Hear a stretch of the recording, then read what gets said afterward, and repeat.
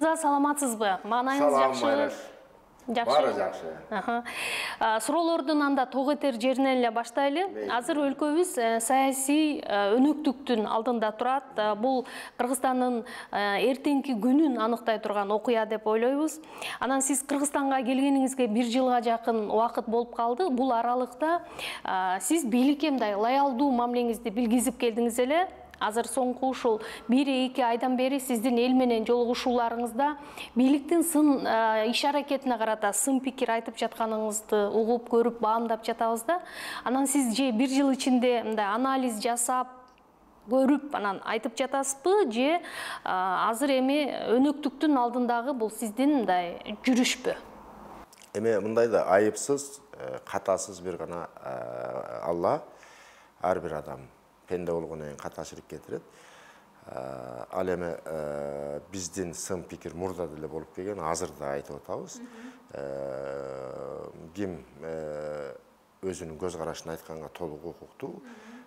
Биздики ошол сыяктуу нерсе. Биз өзү тек гана өзүбүздүн платформабызды, программабызды элге айтып атабыз. Анан кээде кайсы бир өкмөт тарабынан кабыл алынган чечимдерди андай эмес, моундай жасаса жакшы болот эле. Ушундай биздин көз карашыбыз, биздин платформа ушундай эле дегендей мааниде түшүнсөңүздөр болот. Себеби кандай гана партия болбосун, коомчулук алдында өзүнүн программасын элге жайылтат. Элге жайылтат. Ал ошол учурдагы бийликтин көз карашы менен кабыл алынган программасы менен дал келип, дал келбеши толук мүмкүн. Толук мүмкүн. Себеби баягы биз жанагындай сүйүү минутный партиялардан эмеспиз. Түн катып регистрация боло койгон, бизде тарыхы бар партия. Ошондуктан аларга окшоп подстраиваться этип бир түндө ошо бийликтикиндей кылып кайра жаза коюп, мына биз силерге окшошпуз дей тургандардан эмеспиз. Биздин калыптанган көп жылдан бери кайра жазылып, ийине жеткирилген биздин өзүнүн программабыз бар. Кайсы бийлик келбесин, кандай болбосун, биз ошол өзүбүздүн программабызды сөзсүз ишке ашырганга аракет кылабыз. Ошондо улуттар биримдиги азыркы бийликке оппозициялык партия деп айтсак болобу, анткени бийликтин иш-аракетине сиздер көбүрөөк сын пикир айтып атпайсыздарбы? Эми кандай десем, мен дайыма эле айтып келатам, эгер позиция, бүгүнкү бийлик антинародный кадамдарды таштаса, анда биз позицияга, бийликке дагы оппозициябыз. А эгер оппозициямын деп өзүн жарыялагандар, эптеп элди алдап, будоражит этип, баягында таш кесек кылып кууп бийликти алып алабыз, антиконституционный шактарга барабыз деп жөн эле ачык кыйкырык куу сүрөө менен коомчулукту башка жакка алып кетип атса, биз оппозицияга дагы оппозициябыз. Бийлик шайлоонун алдында мындай өзүнүн партиясын чыгарбай тургандыгын мурунку президенттерге салыштырмалуу, анан таза шайлоо өткөрөрүн жарыя кылды эле да. Сиз ушул пикирге ынандыңызбы? Бүгүнкү мындай жүрүштө? Жок, ынанган жокмун. Мына сиздер журналисттер эле жазып атасыздар, социалдык сеттерде, жана башка басылмаларда. Былтыркы мурдагы президент Жээнбеков 2 партия алып чыкса, бул бийлик 5 партия алып чыгып атат деп мына сиздер жазып атасыздар. Анын баардыгы коомчулук көрүп, билип атат. Андан тышкары ошол бийликчил менен партиялар өздөрү айтып атат. Ой, биз бийликтин партиясыбыз. Же бийликтеги президенттин айланасына могу кишинин партиясы. Ал бүгүн коомдо сиз суроо бересизби, бербейсизби, ал ачыкка чыгып бүткөн неме. Эл билет дейсиз. Эл билип бүттү да. Оппозиция мисалы мындай реалдуу барбы азыр, жокпу? Же жөн жокпу? Жок, мындай да биз ушуга көнгөнбүз. Мен 2011-12 жылкы интервьюларымды көрсөңүз, мен айтканмын, идет афганизация общества депчи. Азыр бизде эч кандай оппозиция жок, партия дагы жок, жаатташкан гана бири-биринен эптеп бийликке жетип кег алууну, өч алууну самаган гана топтор. Банда. Саясий топтор, Саясий топтор. Жок, ал саясий дегенге да болбойт. Группировкалар десек болот. Топ группировкалар. Себеби мына байкасаңыз, бир да партия, ошо оппозициячыл деген партия же болбосо бийлик бири-биринин үстүнөн гана мусор төкмөй, бири-бирин гана жамандамай, бири-бирин кемсинтпей, ушуну менен гана алек болуп келе жатат. Себеби айыгышкан карама-каршы топтор. Бул эми шайлоонун алдында да. Ал жок, шайлоодон мурун деле, кийин деле ошондой болуп бири-бирине ат коймой, бири-бирине жала жапмай, такмазачылык ушул гана. Партия деген, шайлоо деген эле мамлекет деген андай болбойт. Позициясы өзүнүн платформасын, программасын элге сунуштайт. Оппозициясы ошого альтернативдүү өзүнүн план программасын сунуштайт. Анан эл тандап алыш керек. Ким кимге көбүрөөк ат койгон, ким кимге көбүрөөк соккон эле топ ушундай болуп атат. Ошондуктан буну междоусобица деп коет. Ушу междоусобицанын айынан көптөгөн улуу империялар жок болуп кеткен, улуттар жок болуп кеткен. Ич ара карама-каршылыктар. Ошондуктан мен бүгүн айтат элем, эч кандай оппозиция жок. Жок, алар оппозиция эмес, алар тек гана кандай гана жол болбосун бийликке барып, тигилерден өч алуу. Позициясы кандай гана болбосун өзүнүн душмандарына бийликти бербей, бүгүнкү бийлигинен пайдалануу, алардан өч алмай. Вот. Ушул гана нерсе. Биз бул коомдогу, мына биз элди кыдырып атабыз, айтып атышат, кой дебейсиңерби деп. Маселен, Ак үйдөн туруп бирине ат коюп сындаса, тиги Кыргызстандын бир четинен туруп экинчиси жооп кайтарып. Кана айткылачы, кимисип бүгүнкү күндө конкреттүү түрдө кризистен алып чыгып кете турган экономикалык модель сунуштап атат. Кайсы партия конкреттүү түрдө бүгүнкү башаламандыктан чыга турган, бүгүнкү ушунчалык деградация болгон коомду алып чыгып кете турган кайсы идеологияны сунуштап атат, айткылачы. Же болбосо мага угузгулачы. Жок. Жанагы эле бет тырмакчылык. Бири-бирине ылай төкмөй, мусор төкмөй, такмазачылык ушул гана. Бул ушул сиз айтып аткан көрүнүштөр, мисалы саясий системада саясий маданияттын жоктугунан кабар береби? Биринчиден саясий маданияттын жоктугу, экинчиден саясий лидерлердин өзүмчүлдүгү, жеке амбициясын тыя албагандыгы. Алар элди ойлобойт. Элди алдап бийликке келиш. Демек, саясий лидерлер улуттук лидер боло алышкан жок да? Жок, мындай жол менен боло албайт. Ошондуктан биз айтып атабыз, таккес айтып атабыз, кулагыңызга күмүш сырга угуп коюңуз.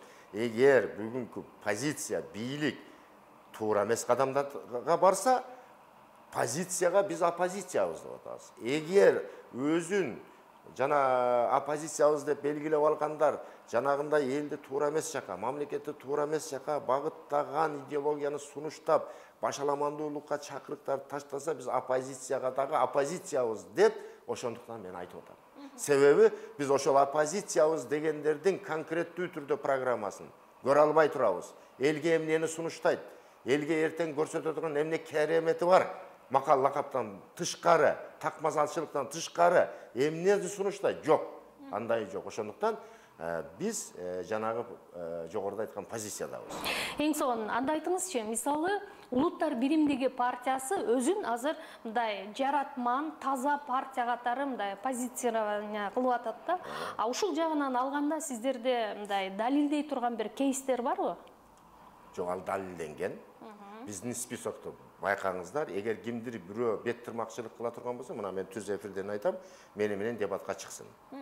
Дебатка чыгып, конкреттүү фактысы, документи менен биздин партияга бир каралоосу болсо, мен дебатка чыгып, алар менен түз эфир алдында, элдин алдында, керек болсо площадьта өзүмдүн аргументтеримди айтканга даярмын. Ошондуктан бул жагынан кадырыңыз жан болсун. Эгер бизде ошондой бир адамдар боло турганса, эмне кишиң алып чыгышмак. Мен дароо эле сурай кетейинчи, дебат деп калдыңыз. Сиз кайсы лидер менен, эгерде лидер деген түшүнүк сизде бар болсо, анда ким менен саясий дебатка чыккыңыз келет? Персоналарын айтып берсеңиз. Мен ким чыккысы келсе, жок, өзүңүз каалаган киши барбы? Өлкө башчысынан баштап бүгүнкү саясий айдыңда 30 жылдан бери жүргөн партия лидерлери менен кимиси менен болсо, кайсы күнү саатка болсо дебатка чыкканга даярмын. Азыр Кыргызстанда мындай эксперттер, ошол сиз сыяктуу саясатчылар айтып атат, бийлик өзүнүн мындай экономикалык моделин көрсөтө албай жатат депчи. Эгер андай атай турган болсок, анда улуттар биримдигинин ошондой мындай экономикалык модели барбы азыр? Бар болсо анын ичине эмне, кайсы багыттар камтылган? Сөзсүз түрдө бар, сөзсүз түрдө бар. Андай модели жок партия эмес. Мен Бирок бар го, эптеп көчүрүп алган сиз айткандай. Көп жылдан бери бизде кайра түзүлүп, кайра жазылган платформабыз, программабыз, моделибиз бар. Эми көрүп атпайсызбы? Бир түнү менен регистрация болгон партиялар кайдагы программа? Программа бул жылдап жазылат. Көптөгөн кесипкөйлөрдү катышуусунда көптөгөн каражат менен жылдап жазылат. Анан күлкүң келет да, кээдеч мына бир күндө түзүлө калып, эртеси программам деп чыгып атпайбы? Сүрмө топ. Ар жактан топтолгон, бири-биринин өмүрүндө көргөн эмес. Кайсы бир президенттин айланасындагы адам бир офисти ача коюп, ошол жерге баарын чакырып, каалайсыңбы, каалабайсыңбы, сүйөсүңбү, сүйбөйсүңбү, ушул партияга киресиң, бири-бириңди колдойсуң деп чыгарган партияларда кайдагы программа. Мына элди ошонусу менен алдап атат. Бирок биз элди кыдырып атабыз, эл менен түзмө-түз сүйлөшүп атабыз. Мурдагы көрүнүш жок. Мурдагыдай алданып кала турган эмес, эл да бир топ көздөрү ачыла баштаптыр. Эми бир коркунуч бар. Кандай? Мына президент деле айтып атат, башкасы деле айтып атат. 2 күн калганда биз акчаны таштайбыз, сатып алабыз деп. Мына ушул бүгүн Ошто отурасыз, Оштун айланасы да ошондой. Президент сатып алабыз деп айтып атабы? Жок, элди шайлоочуну. Мына талапкерлер. Ошолго даярдык жүрүп атат. Ошондуктан мен президентти айтмакмын, тийиштүү органдарды айтмакмын, Ош менен Оштун айланасын, Жалал Абадты, Баткенди карап коюңуздар. Себеби ачык башталып атат. Мына агитатор деген түшүнүктү булар эсепсиз кылып коюптур. Маселен, мына айтып келип атышат, бир эле жанагы олигарх кандидат Жалал Абад областынын бир районунан 6000 агитатор алыптыр. Бир эле олигарх мына Оштон, маселен, 10.000ге чейин агитатор алыптыр. Мыйзамдуу түрдө оформдуп. Демек ал сатып алууну мыйзамдаштырып коюшкан да. Сатып алуунун мыйзамдуу жолу. Мындай да шайлоо кодекси деп атышат да. Биз өзгөрттүк, мына жаңыладык, жаңысын сунуштадык деп жатышат. Эч кандай андай эмес. Тек гана сылап сыйпап, сыртын краскалап коюлган шайлоо системасы. Түпкү маңызы эч качан өзгөргөн жок.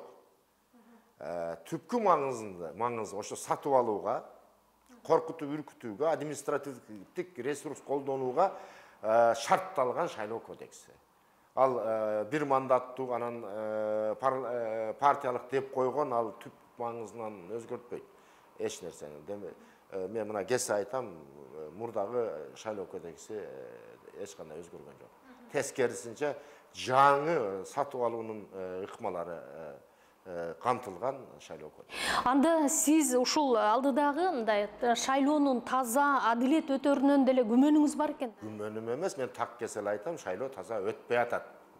Мына бүгүнкү күндө мындай ошол жол менен кетип атабыз. Мына канча мыйзам бузуулар, маселен, борбордук комиссиясы бир кандидат алып койсо, башка орган кайра аны ордуна коюп атат.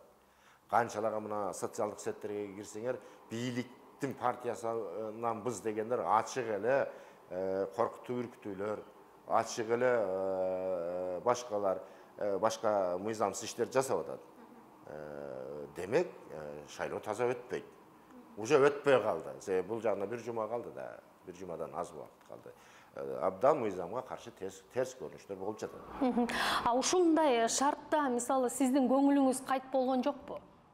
Эми мындай да саясий өнөктүк деген, саясий партия, саясий атаандаштык деген биз барып эле значок тагына карашы эмес, мүмкүн болушунча түзүлгөн шарттан пайдаланып, өзүбүздүн платформаны, идеяны элге кеңири жайылтуу. Элдин түшүнүгүнө терең киргизүү. ошол гана. Экономикалык модель деп калдык. Мен азыркы шартта, мисалы ошол эле бийликтин аракети жөнүндө сурагым келип атат. Президент бардык жоопкерчиликти мен өзүмө алам деп жатат. Бирок министрлер кабинетинин төрагасы болгон Акылбек Жапаровдун амбициялуу планы азыр коомчулукта талкуу жаратууда. Мисалы мына бюджетти 400 миллиард сомго көтөрөм, кыймылдуу, кыймылсыз мүлктөрдүн эсебинен деп атат да. Бирок ошол эле учурда мисалы бул ошол ишкерлердин, карапайым элдин мындай жонунан бир кайыш тилүү менен барабар эмеспи деген дагы суроону жаратууда. Кандай дейсиз? Эми бул силер кызык калк экенсиңер, журналисттер. Эмеспи суроо жаратып деп бул түздөн түз эле ошо жолунан кайыш тилгендик деп эле айтсаңар туура болот. Биз эми анализ жасай албайбыз да. Жок, Экономист болбосок. Туура айтасыз. Мен жооп берейин бул сөзгө. Мындай да, кайсы бир премьер-министр бюджетти оңунчага көтөрдү деш үчүн эле бир амбициозный, авантюристтик шактар жасалбаш керек. Мен дагы бир жолу айтам. Жакшы көрүнүү үчүн эмес. Экономика ырааттуу өнүгөт. Ырааттуу өнүгүш керек. Ал жылдап, 10 жылдап, 5 жылдап платформасы, негизи түзүлүп барып туруп, андан кийин өнүгүп башташ керек.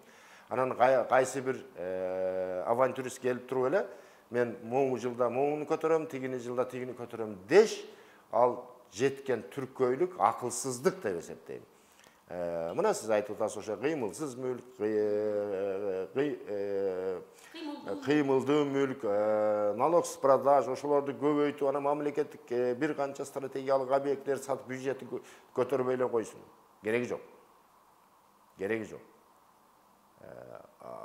Андай жол талкаланууга, жок болууга алып бара турган жол. Мына биз ачык айтып атабыз. Андан көрөк биз платформабызда айтып атабыз. Жок.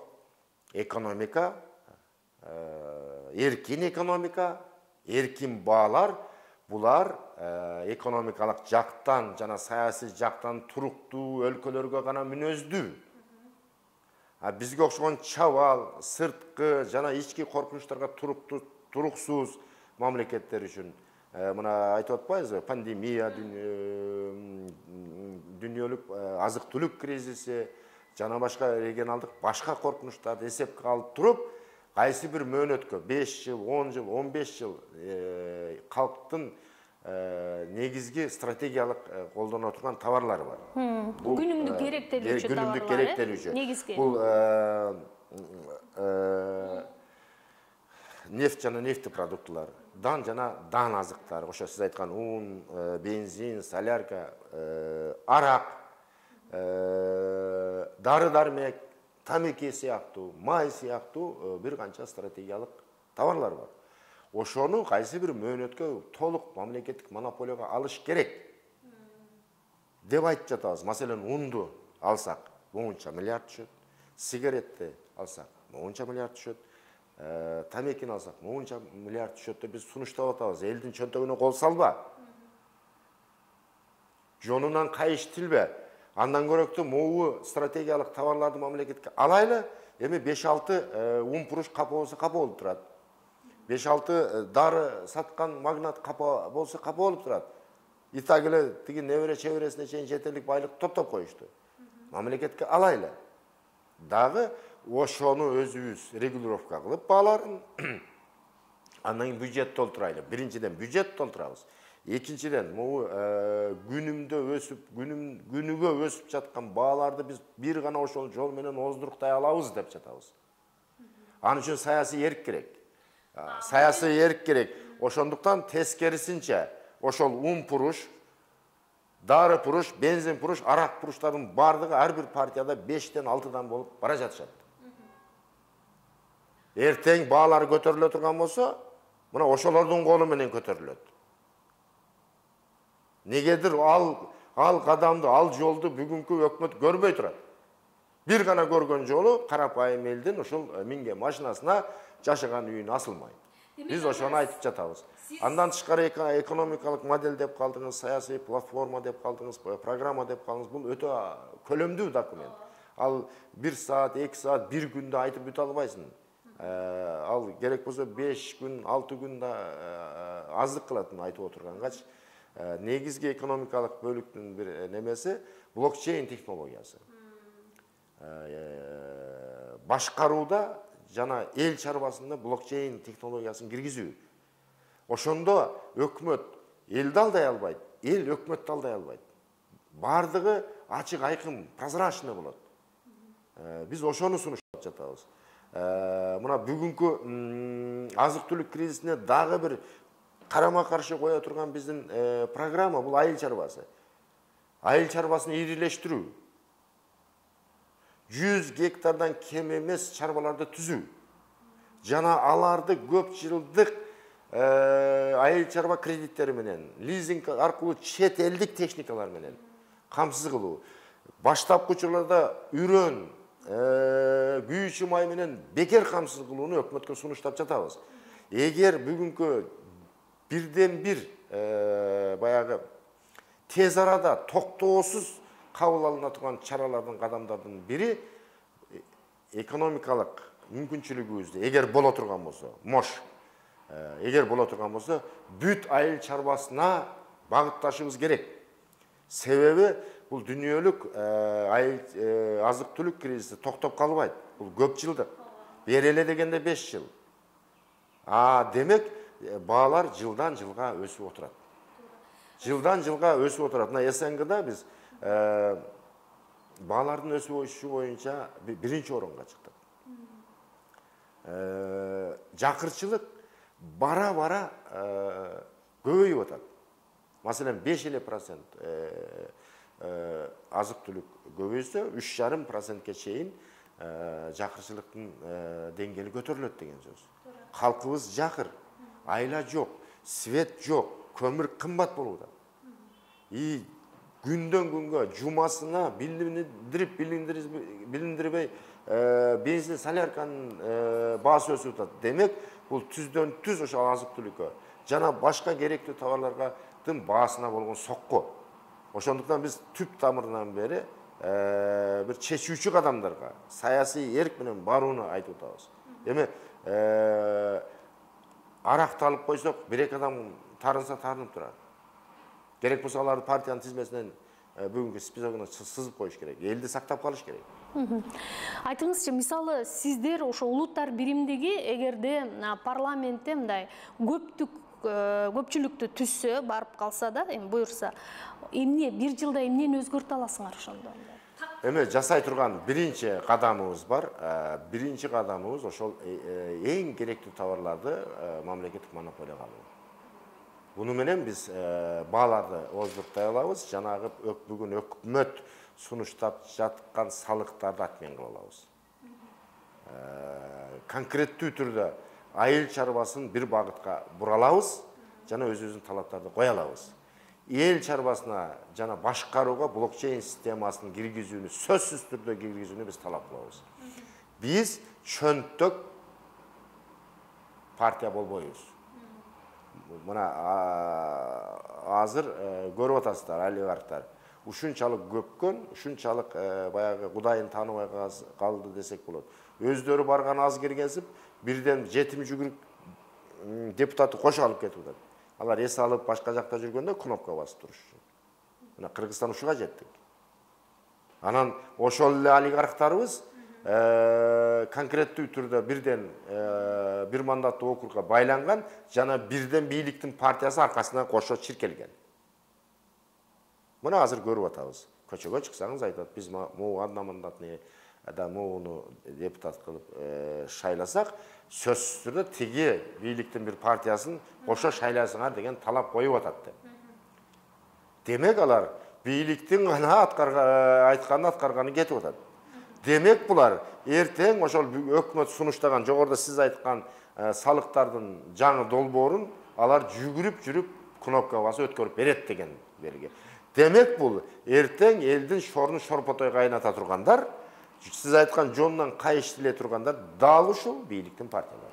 Айтыңызчы, мисалы Кыргызстан өзү мындай көп бир чоң каргашалуу окуяларды башынан өткөрдү да, анан бул окуяларды кайрадан болтурбоо аракетин бийлик мисалы мындай алдын ала тозуш керек да. Биздин Эми саясий революция болду деп сизге бизге таң улап атат да. Кыргызстанда эч качан революция болгон эмес. Төңкөрүш, күч колдонуу менен төңкөрүш болгон. Ал эч кандай илимий негизге жатпайт революция деген. Аны зорлуктап эле бизди баягы мамлекет телеканалдар жана башкалар революция болбоду десек да болду деп жабыштырып атат. Аны тарых тастыктап революция болбогонун.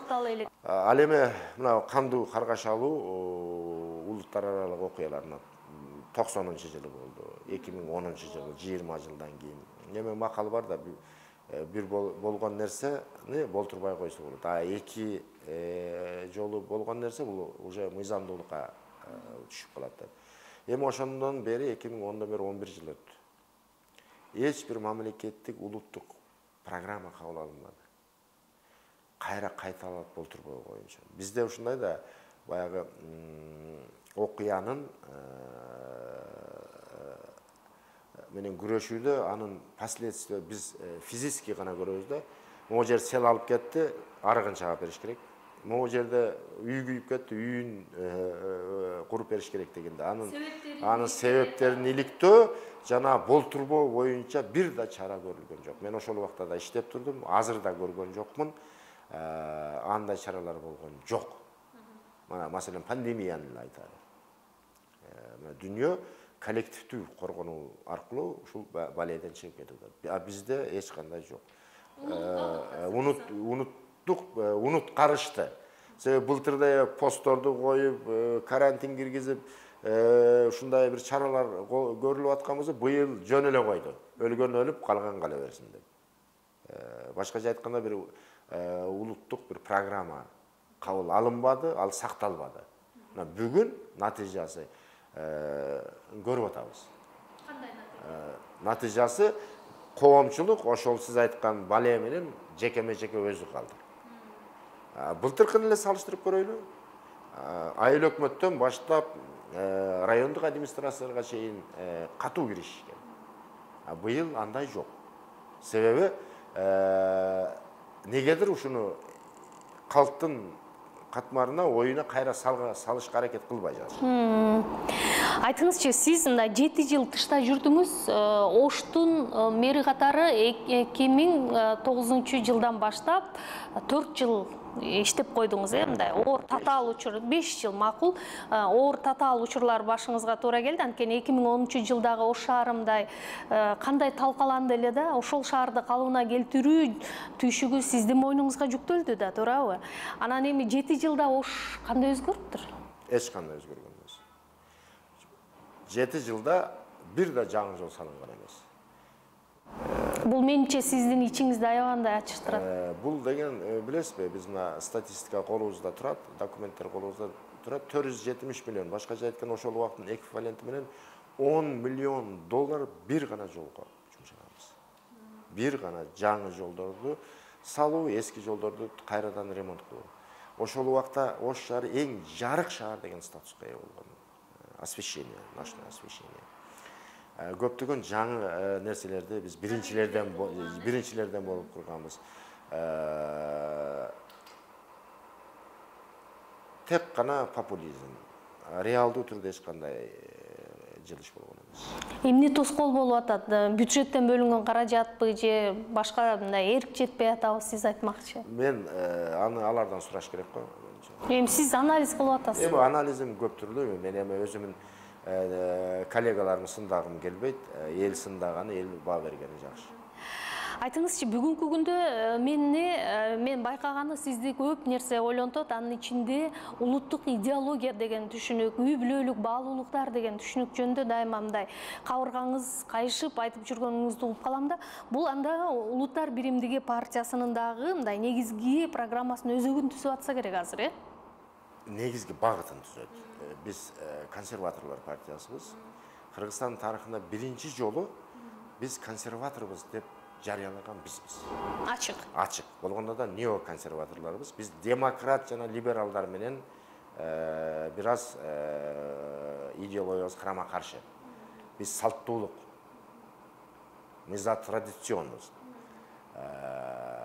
Бүгүнкү илимий технологиялык жетишкендиктерди алып, айкалыштырып туруп, улуттук каада салтыбызды өнүктүрүү, сактап калуу биздин багытыбыз. Кээде мага суроо берип калышат да, эмне аркага кетебизби, баягы ата бабанын салты деп, азыр илим менен технологиянын заманы деп эми кээ бир түшүнбөгөндөр айтып калышат да, жок андай эмес да, мына мисалы бүгүн Европада ошол эле ачык айтыш керек, көп нерсе кайра мода болуп атат. Мына Европанын өзүндө, Великобританияда маселен ошол эле консерваторлор 2 жолу кайрадан утуп алышты. Ата бабанын салты менен жашайлы деп. Ал эми биз ошол башка жактын идеологиясын алып келгендерге, башка жактын баалуулуктарын таңуулаган партияларга биз өзүбүздүн улуттук салттуулугубузду карама каршы коебуз. Ошону менен Кыргызстанды жана кыргызды сактап калабыз. Ошонун ичинде өзбекти жана Кыргызстанды сактап калуу, орусту. Себеби ар бир улуттун өзүнүн салттуулугу бар. Ошол салттуулугунун, ата бабасынан калган салттуулугунун негизинде гана бүгүнкү илимий технологиялык прогресстин негизинде өнүгүш керек. Сизди дагы бир маселе ойлонторун байкадым. Бул саламаттык сактоо тармагы, медицина. Ошо медицинаны биз бүгүн мына коронавирустун шартындагы абалыбыз, чама-чаркыбыз билинип калды да. Ушул шартта мамлекеттик жеке өнөктөштүк системасын киргизүү жөнүндө айтыпсыз. Бирок бизде мыйзам бар, анан бул канчалык деңгээлде реалдуу, өзүн актайбы? Буну айтып атканымдын себеби биз ошол 2010 жылдан кийин республикада биринчи орунга чыкканбыз. Ошол жеке саламат сактоо мекемелерин куруу. Башкача айтканда здоровый конкуренция түзүү мамлекеттик мекемелер. Ошол убакта биринчи биз ошол чакырык таштаганбыз, биз менен иштемегендерге ушул тармакты колго алайлы, бар болгон каражатыңа да ушул тармакка жумшагыла дегенде, ошо тандоо, анан сапат жагынан дүйнө ушинтип өнүгүп атпайбы? Здоровая конкуренция. Атаандаштыктын гана негизинде өнүгөт. Медицина болбосун, саламаттык сактоо болбосун, билим берүү болбосун, кайсы гана тармак таза атаандаштыктын негизинде гана өнүгөт.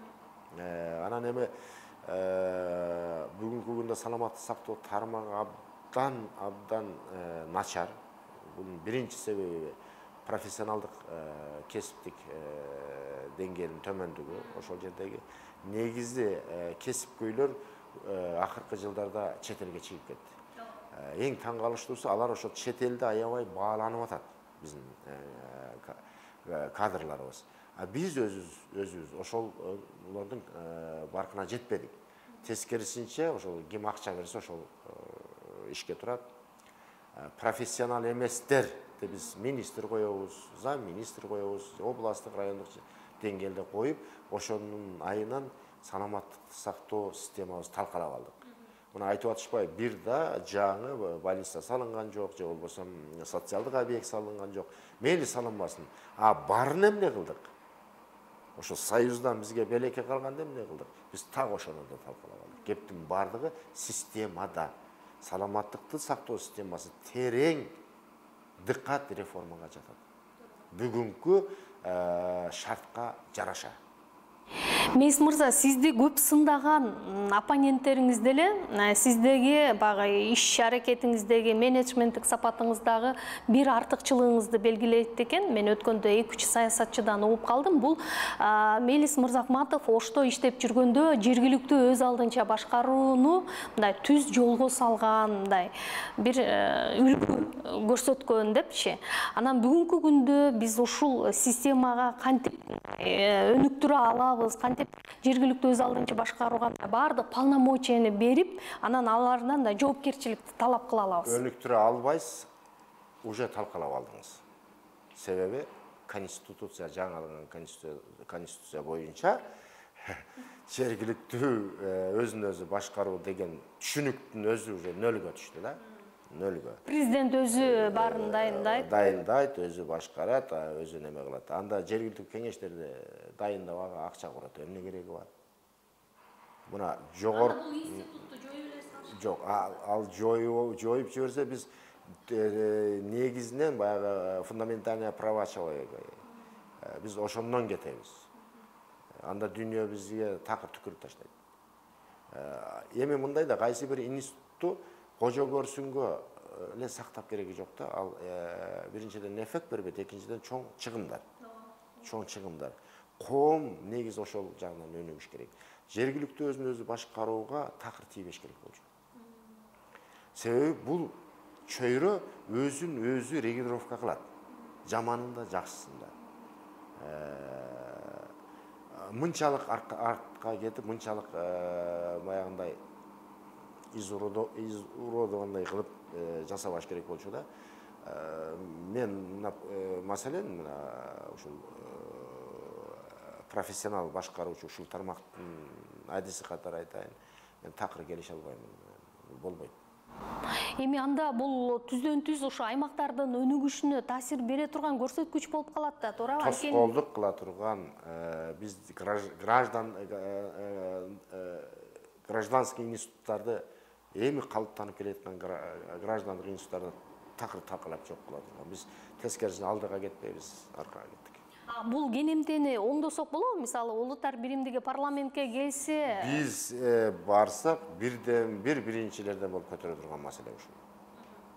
Себеби бир күн айыл өкмөтү же мэр, же губернатор болбогон адамдар жазды муну. Бир жерден көчүрүп келип эле. Вертикал бийликтин вертикалын чыңдаш керек десе, алып туруп ушундай кылып чыңдаш керек экен деп коюшту. Бул такыр биздин коомго кошпогон жок. азыр чындыгында Коом, мамлекет ошо граждандык институттар аркылуу, жергиликтүү өзүн өзү башкаруу аркылуу гана өнүгөт. Биз ошону талкалабашыбыз керек.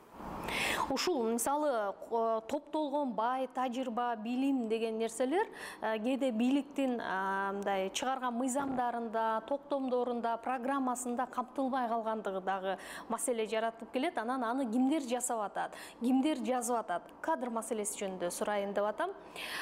Бүгүнкү азыр бардык ошол эле аткаруу бийлигинде иштеп аткан кадрлардын сапатына канааттанып атасызбы? Жок. Бүгүнкү президентибиздин бирден-бир кемчилиги кадр тандоо. Айланасындагы профессионал эместердин топтолушу. Мурдагы эле бийликке кошомат кылып жүргөндөр, ошолордун эшигин шыпырып жүргөндөр бүгүн Садыр Жапаровдун эшигин шыпырып жүрүшөт. Бал тилин жок. Улуу элдин уу чукуру болбойт, Майраш. Улуу элдин уу чукуру болбойт. Негедир биздикилер ошолорду эле көрөт да. Эл арасында толтура. Мына кечээ биз Кадам жайга бардык. Барсак ошо элдин арасынан бирөө микрофонду алып сурап атат. Айтып атат. Ой, могу былтыр эле КамАЗ минип жүргөн адамды алып келип бизге аким кылып коюп койду. Ушулда болобу, жогору жака айтып баргылачы деп. Көрдүңүзбү? Кадровый саясат туура эмес. Кээ бир мамлекеттик институттар ашыкча, керексиз. Кыскартуу деп атпайбы? Булар оптимизация менен кыскартууну, оптималдаштыруу менен кыскартууну бирге түшүнүп алыптыр да. Мына мен ошол менде коомчулук менен иштөө боюнча абдан чоң тажрыйбабыз бар. Исполняемость законов, мыйзамдардын аткарылышы 20%-тен ашпайт кээ бир региондордо. Бул деген сөз башкача айтканда бир адамдын аркасынан 4 чоң жүрүш керек деген сөз. Биз андан кетишибиз керек. Бирок бүгүн алып туруп эле 30% элди чынын кыскартып жүрүп анан кийин бир эффектке жетем деген туура эмес. Биринчи оптималдаштыруу жагын ойлош керек. Андан кийин бара-бара 1-2%-тен анан кыскартып барыш керек. Айтыңызчы, ушул сиз 2014-жылы сыртка чыгып кеткенде, Мелис Мырзахматов бийликтен мындай биротоло көңүл ушунчалык калган экен, эми кайрадан саясатка кайтып келиши күмөндөштө эле да. Сиз жок, кайра келдиңиз, болгондо да активдүү кирише баштадыңыз. Мындан кийинки сиздин саясий планкаңыз жөнүндө билсек болобу анда? Эме саясат деген кимдир бирөөгө бул жашоо. Сизге кандай анда? Турмуш тиричилигин оңдоо, уурдоо, бөлүшүү, ошону менен кабат-кабат үй салуу, катар-катар машина минүү, жеке өзүнүн жашоосун камсыз кылуу. Биз үчүн андай эмес. Эмне себептен биз ушул кадамга бардык? Барып жатабыз. Биринчиден, былтыркы төңкөрүшкө себепчи болгон партиялар жана кандидаттардын 99% кайра кетип атат. Кайрадан ошол бийлик парламентке ат салышып атат. Негедир аларды тыйып койгондун ордуна кайра шарт түзүп берилип отурат. Ошолордун баардыгын көрүп туруп, мына өзүңүз айтып атпайсызбы, эртең 28-ден кийин кандай мыйзамдар кабыл алынат, кандай оор шарттар башыбызга түшөт. Ошонун баардыгын анализдеп көрүп биз ушул кадамга барып атабыз да. Кыргызстан бул жеке эле Нурландыкы же Базлаконова Майраштыкы же Мырзахматовдукы же Садыр Жапаровдукы же Акылбек Жапаровдукы эмес да. Бул биздин үйүбүз. Бул Кыргызстан жалпыбыздыкыбыз. Ошондуктан барып болгон салымыбызды кошойлу. Жардам берейли. Өзүбүздүн тажрыйбабыз менен бөлүшөйлү. Туура жагын туура деп эйли, туура эмес жагын көзгө сайып көрсөтөйлү деп бара жатабыз. Себеби эгер жанагы топ, сүрмө топ, банда парламентке барганда эмне болот элестетиңиз? Алар бардыгын өз колуна алат.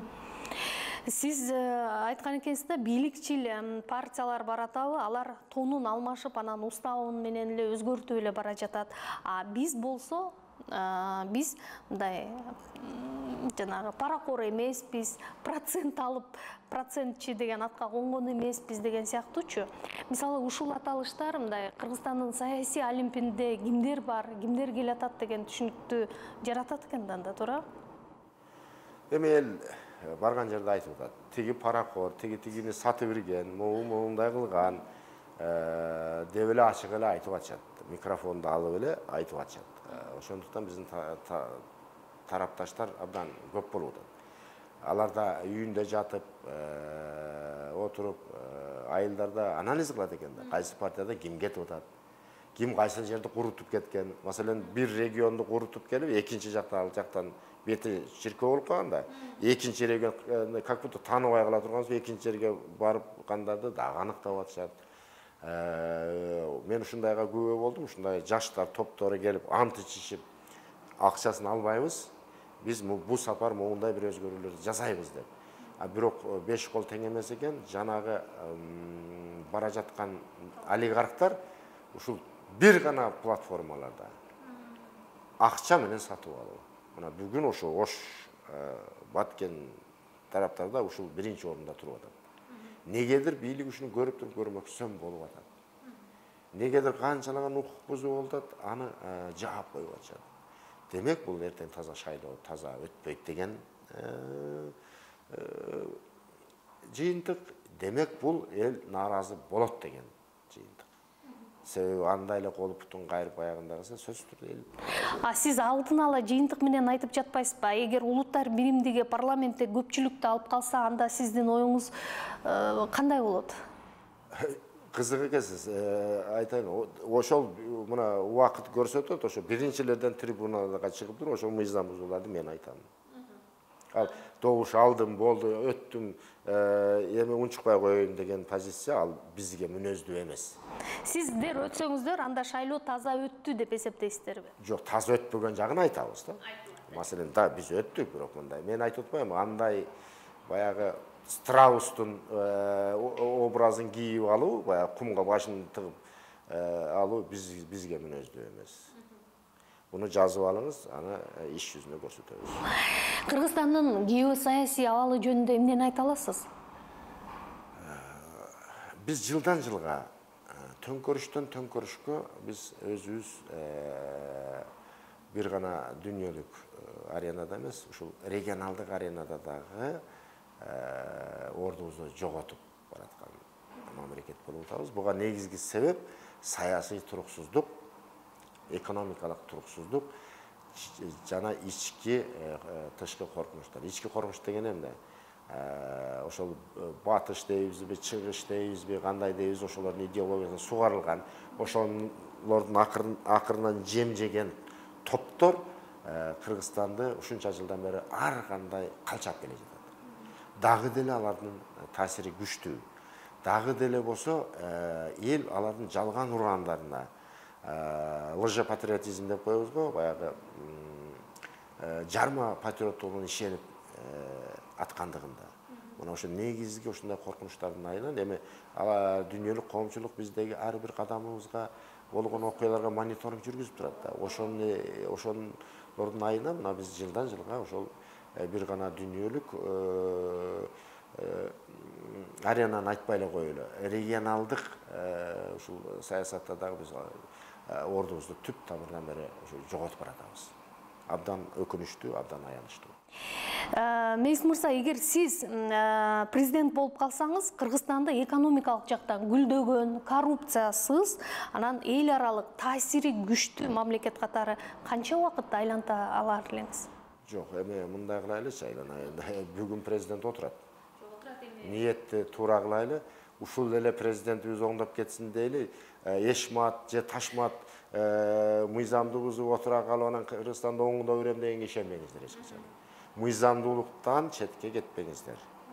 Калкты дагы, силерди уккан адамдарды ошого үндөңүздөр. Биз дүйнө бизден ошонусу менен айырмаланат. Биз жанагы конфетти жеп көрүп, жакпаса ыргытып берип экинчисин алгандай кылбашыбыз керек. Бул биздин чоң улуттук трагедиябызга айланып келатат. Жаманбы, жакшыбы, бүгүн Садыр Жапаровду шайладыңарбы? Демек, аны колдош керек. Ал эми туура эмес иш жасап атса, туура эмес жагын эле айтыш керек. Мондай болуп атат, мондай кылсаң жакшы болмок эле деп. Конструктивдүү сунуш бул оппозиция деген белги эмес. Негедир биздин президенттен бардык ушуну кабыл алып алышканда, ага жакпаган сөздү айттыңар, болду, бул оппозиция списогунан сызып ыргытып коет. Сын көтөрүмдүү болуш керек журт башына келген. Журт башына келген адам айкөл болуш керек, кең пейил болуш керек, кекчил болбош керек. Анан ошо сындын пайдалуу жагын ала билиш керек. Азыр Кыргызстанда мындай бардык саясий күчтөрдү бириктире турган, консолидация кылып, анан улуттардын биримдигин сактай турганда мындай бир жаратмандык кыла турган улуттук лидер барбы? Эгер бар болсо, мүмкүн анын ысымын айтарсыз.